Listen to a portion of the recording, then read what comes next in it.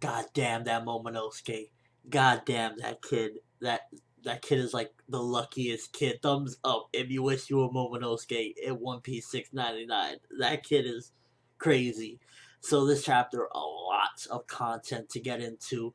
First, let's jump right in from where it starts off with the Doflamingo and Aokiji confrontation. Now, Doflamingo don't want none of it. And after this chapter, I gotta say, Doflamingo looking a little bit on the soft side.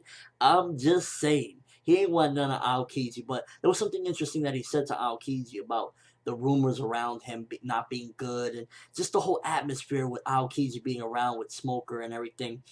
It almost feels as though Aokiji is more than what he says in the chapter, because he says, I'm a simple vagabond now. I see things more clearer now that I'm not with the Marines.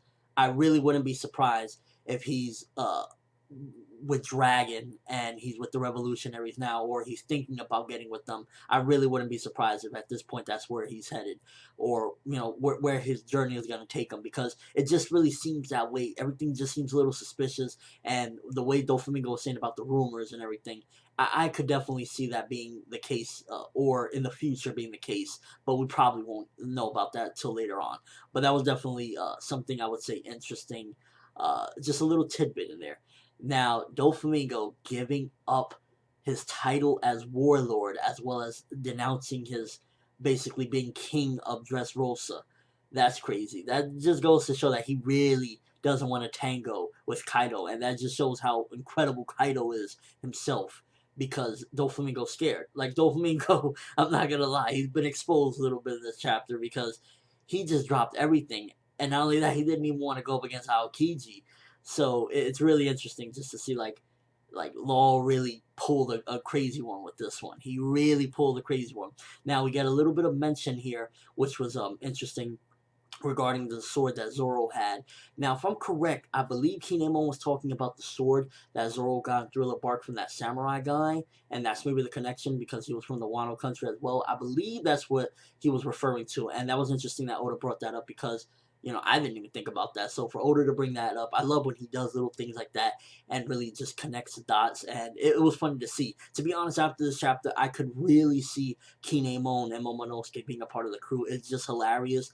The Momonosuke being a little perv, even though he's a little kid, that's hilarious. And Kinemon fits right in. They fit right in like a family. I really thought that this chapter really showcased that. Not only with all the important information we got, but also it just showed that the Straw Hats really, like, they fit right in with them. And I really thought that adding a little kid, at first I had like, my, I guess you could say, doubts about it, and no, but I don't see a problem with them being a part of it. It just fits right in for me.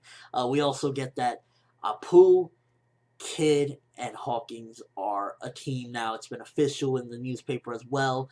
So that's definitely going to be interesting, because the way Luffy said, he said, oh, you think they're going to, and he was cut off by law.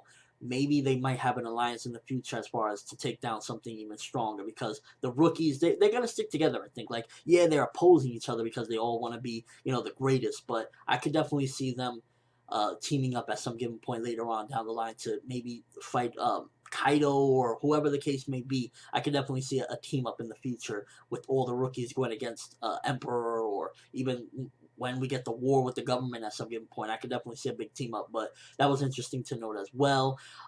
We also got a couple different things, like Law and Luffy are on the paper now, their alliances basically, up there, which is interesting to note. Is, will Law's position as Shichibukai be in jeopardy after this? If you could look at the pictures, actually, it wasn't really like stated, but pretty much Luffy's bounty is still the same, because you could like see the 4 and the 0, so his bounty is still the same. His bounty hasn't gone up yet.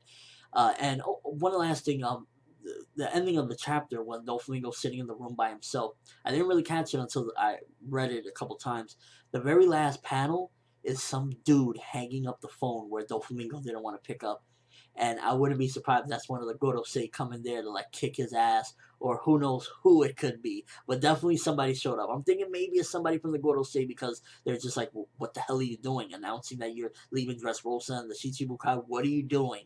So I can't wait to see who that is. Like I said, I think maybe Gorosei or something like that. And overall, this chapter was just packed with interesting content, enjoyable content, and everything just all around. 5 out of 5, hands down. 5 out of 5. Let me know what you think, though. First of all, who was that hung up that phone that Doflamingo didn't want to pick up? Doflamingo's running scared right now, and I'm loving seeing it. Also, what do you think is going to happen with the whole alliances? Do you think they'll eventually team up to take down maybe an emperor, or where that's going to lead? There's just so many possibilities. Like, I'm really liking the way things are going. And also, let me know, do you wish you were Momonosuke in chapter 699? Because that little kid's getting over on it. It's like, god damn, that lucky kid.